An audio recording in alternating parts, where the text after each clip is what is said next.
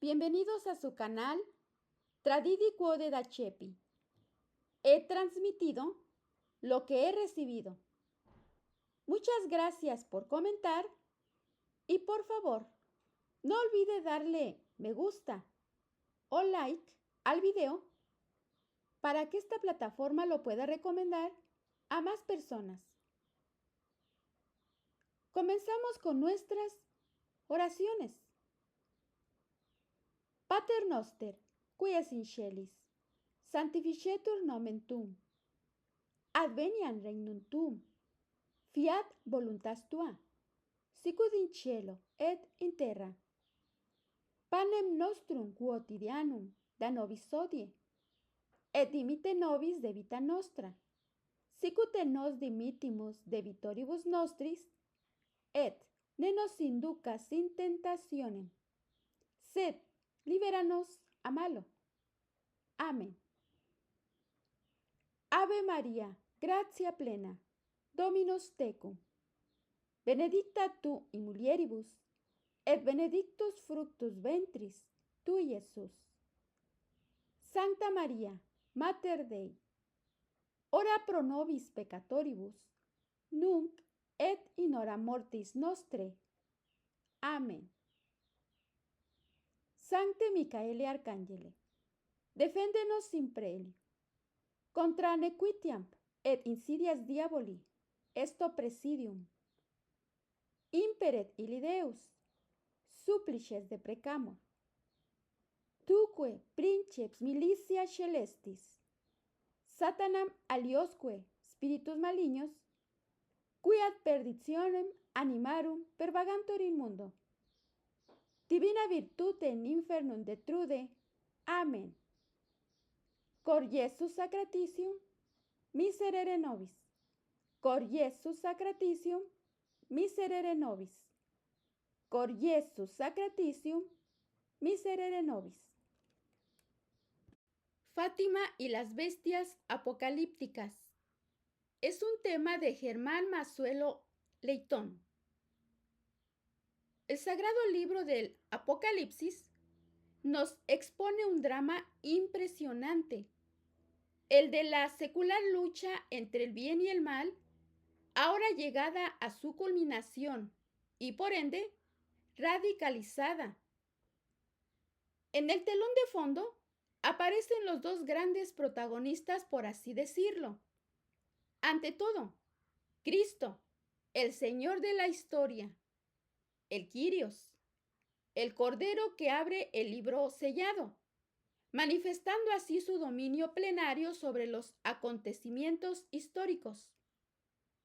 Él es el liturgo que preside en el cielo el majestuoso culto de los ancianos, los ángeles y los seres vivientes.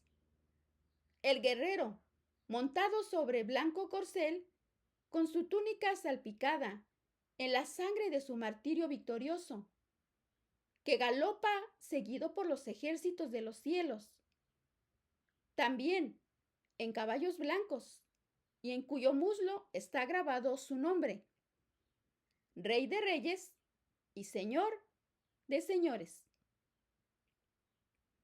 Frente a Cristo, el dragón, el demonio, el abanderado de las fuerzas del mal, aquel que al comienzo no trépido en gritar, non serviam, no serviré, encabeza ahora la rebelión decisiva y terminal, escoltado en la demanda por los auxiliares, la bestia del mar, que será el denominador en el plano político en la escritura. El mar simboliza el orden temporal, y la bestia de la tierra, que llevará a cabo la falsificación del cristianismo. La tierra es el símbolo de la religión, ambas bestias en estrecha conexión y alianza. La primera bestia o anticristo es, según sentencia común, el símbolo de las potencias que luchan contra el reino de Dios o la encarnación del anticristo con sus secuaces. La unión de elementos tan difíciles en la misma bestia significa que las tendencias más opuestas entre sí se unirán para destruir la obra del Redentor, engañando a los desprevenidos. Segunda Tesalonicenses capítulo 2, versículo 9. Con apariencia de piedad. Segunda Timoteo capítulo 5, versículo 3. Y de paz. Primera Tesalonicenses capítulo 5, versículo 3. La historia de la iglesia es ya una prueba de ello, porque el misterio de la iniquidad obra desde el principio, como enseña a San Pablo, y él mismo. Pero aquí se trata de la crisis final de este misterio, llevado a su colmo con el endiosamiento del hombre. Segunda Tesalonicenses capítulo 2, versículo 4. En forma no ya disimulada como hasta entonces en aquel misterio, sino abierta, desembosada y triunfante. Bestia monstruosa, cruel y astuta como un leopardo, fuerte como un oso y feroz como un león, y lleva en sus cabezas títulos blasfemos. Apocalipsis capítulo 13, versículo 1. En cada época, César tratará de apropiarse de las cosas de Dios, como el culto divino. Todos los habitantes de la tierra lo adorarán, pero no aquellos cuyos nombres están inscritos en el libro de la vida. Estos perseverarán fielmente, aun cuando su fidelidad a Cristo pueda significarles el cautiverio o la muerte. Apocalipsis capítulo 3, versículos 5 al 10. Dios nos dio el decálogo, pero las leyes masónicas, ateas y antinaturales de hoy se colocan por encima de la ley de Dios. El padre Leonardo Castellani en sus obras parece sostener una suerte de manifestación gradual del anticristo. Las 7 trompetas del Apocalipsis, que simbolizan 7 grandes jalones heréticos en la historia de la Iglesia, aludirán a 7 sucesivos anticristos, en el sentido en que habla San Juan en su epístola, precursores del último, al cual preparan sin saberlo, acumuladamente, a medida que se aproxima al hombre de pecado, las herejías van creciendo en fuerza y malignidad.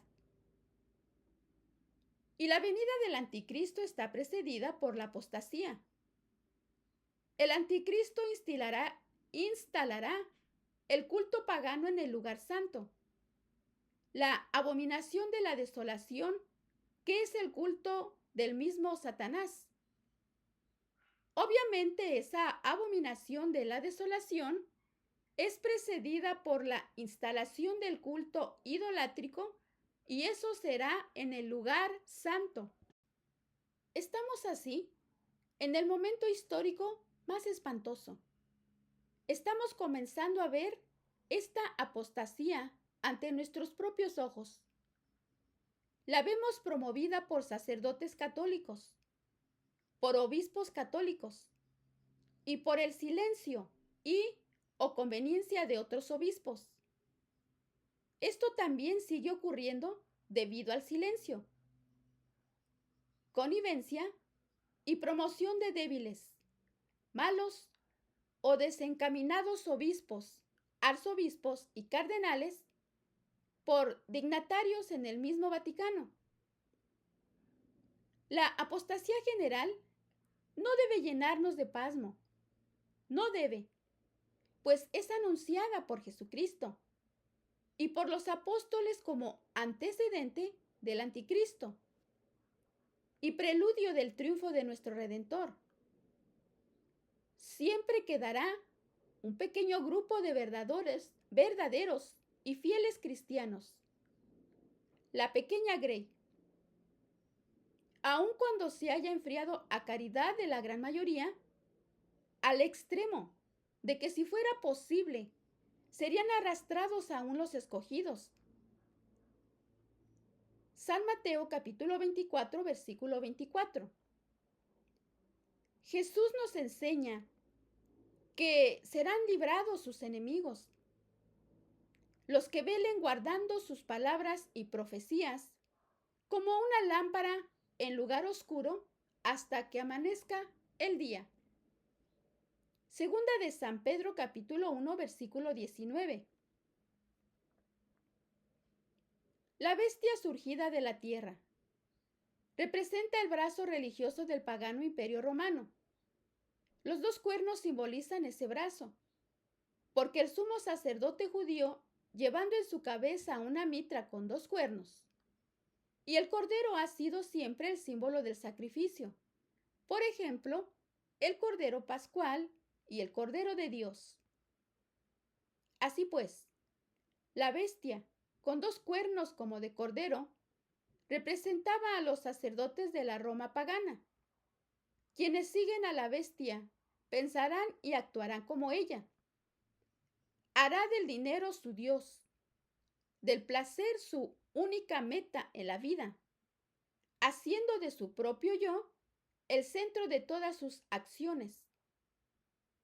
Aceptará el ateísmo y rechazará a Dios.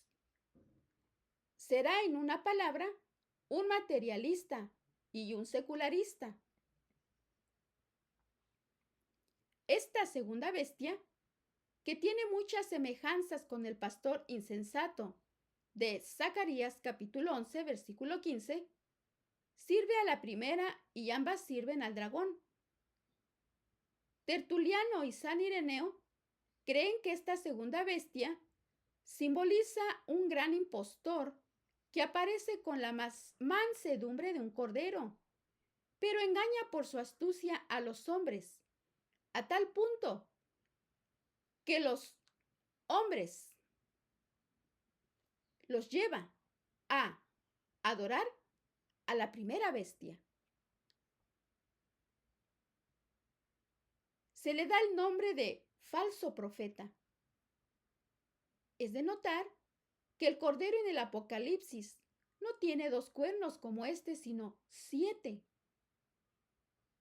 Pairo recuerda también la advertencia de Jesús sobre los lobos que se vestirán de corderos, y luego de señalar interpretaciones que suponen haberse realizado esto en el siglo III con los sacerdotes del culto imperial romano, concluye expresando que se puede ver en la segunda bestia todo un sistema de pensamiento que sustituye al ideal divino un ideal terrestre.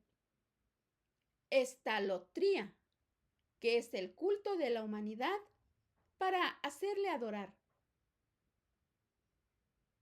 Repito, estatolatría. La bestia de dos cuernos, como de cordero, nos indica la infiltración anticatólica en el seno de la misma Iglesia Católica a través de la masonería eclesiástica. La segunda bestia es un pseudoprofeta, el brazo derecho del anticristo en su fáustico intento. También él se parecerá a Cristo. Hablaba como el dragón, pero tenía dos cuernos como de cordero.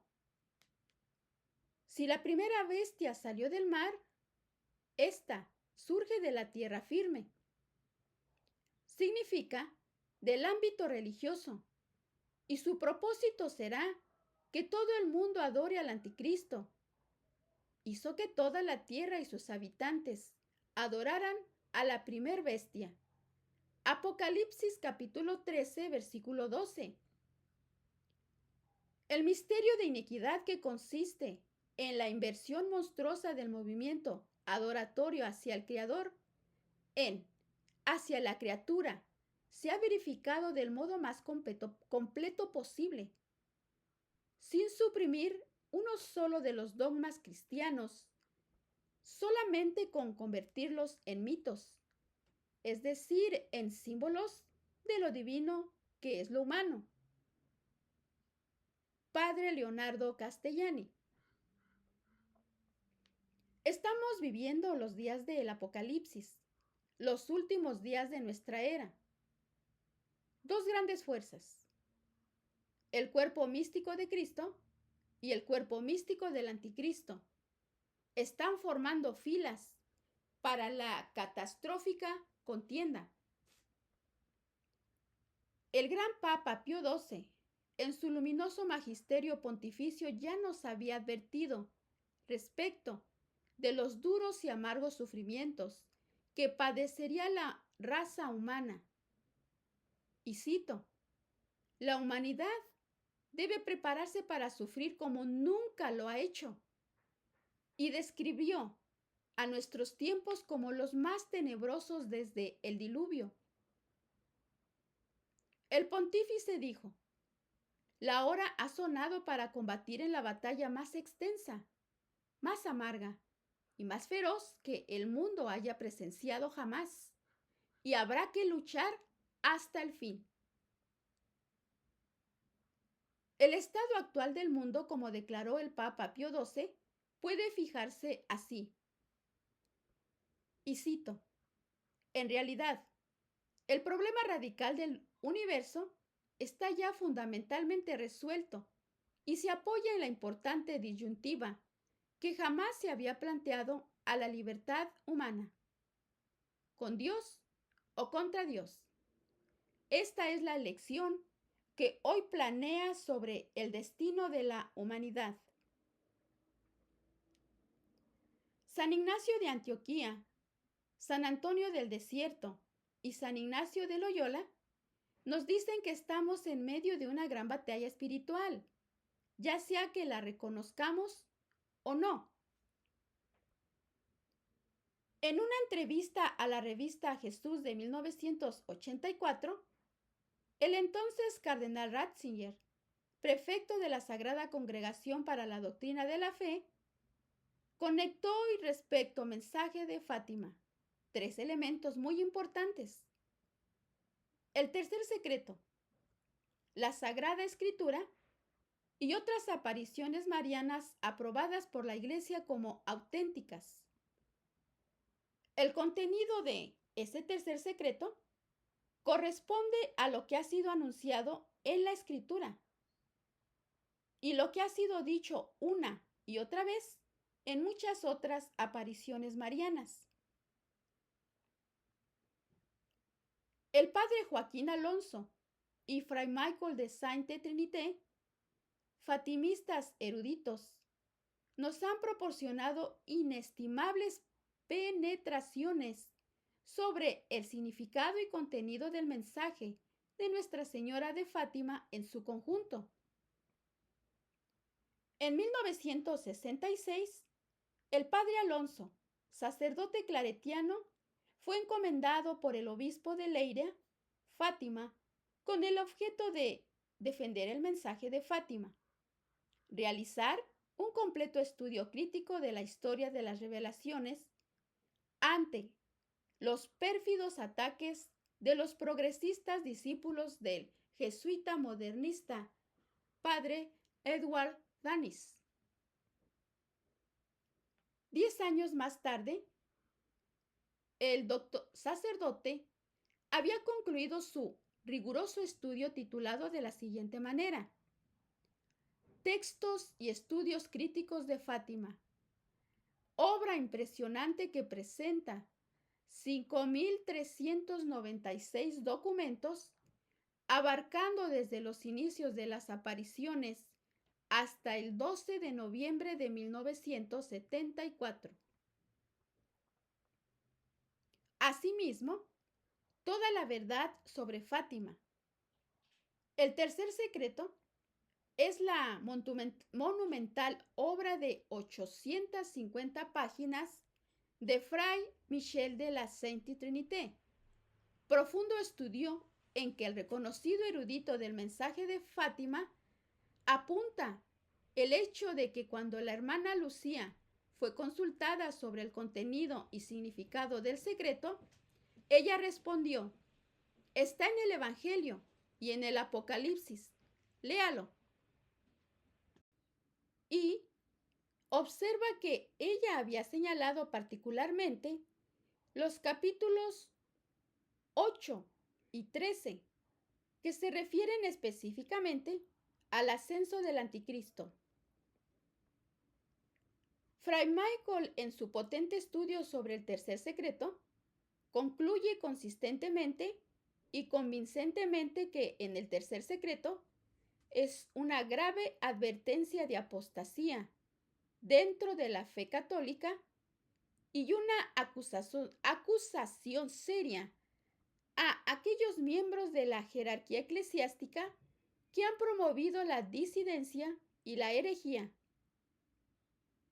En las conclusiones de su estudio sobre el tercer secreto, sintetiza de la siguiente manera, y cito lo siguiente: al llegar al final de nuestra investigación, podemos discernir casi con certeza los elementos esenciales del secreto final de Nuestra Señora. Mientras en Portugal se conservará siempre el dogma de la fe, en muchas naciones, tal vez en casi todo el mundo, la fe se perderá. Los pastores de la Iglesia faltarán gravemente a los deberes de su oficio. Por culpa suya, las almas consagradas y los fieles en gran número se dejarán seducir por errores perniciosos, repartidos por todas partes. Será el momento de la batalla decisiva entre la Virgen y el diablo. Una oleada de desorientación diabólica se cernirá sobre el mundo. Satanás mismo se introducirá hasta la cumbre más alta de la Iglesia. Él cegará las mentes y endurecerá el corazón de los pastores, y Dios los entregará a sí mismos como un castigo por negarse a obedecer las peticiones del Inmaculado Corazón de María. Esta será la gran apostasía predicha para los últimos tiempos. El falso cordero y el falso profeta traicionarán a la Iglesia para beneficio de la bestia, de acuerdo a la profecía del Apocalipsis. Los acontecimientos en el mundo están sucediendo con tal rapidez que apenas podemos comprenderlos. El misterio de iniquidad está en todo en medio de nosotros. La batalla se está librando en el ámbito de las finanzas, la política, la sociedad, la familia y la Iglesia. Un gobierno mundial único, introducido por muchos anticristos, ha sido planeado por muchas generaciones. Fray Michael de la Sainte Trinité recordó que una profecía es más clara cuando comienza a realizarse. El diablo ha logrado traer el mal a la Iglesia bajo el disfraz del bien y los ciegos están comenzando a conducir a otros. Los apóstatas pretenden ser católicos, mientras quieren silenciar a los verdaderos católicos. Ellos pretenden ser hijos obedientes de la Iglesia Católica. Ellos pretenden ser católicos fieles. Ellos pretenden la dignidad de los oficios que han usurpado. A cualquiera que los cuestione, que señale su apostasía y cuestione sus negaciones del dogma católico, lo atacan personalmente más que responder a sus legítimas interrogantes. Sin embargo, nosotros debemos continuar nuestra resistencia para defender la fe y para defender a las almas. Debemos poner en duda su buena voluntad y señalar su hipocresía cuando reivindican ser católicos mientras niegan los dogmas católicos.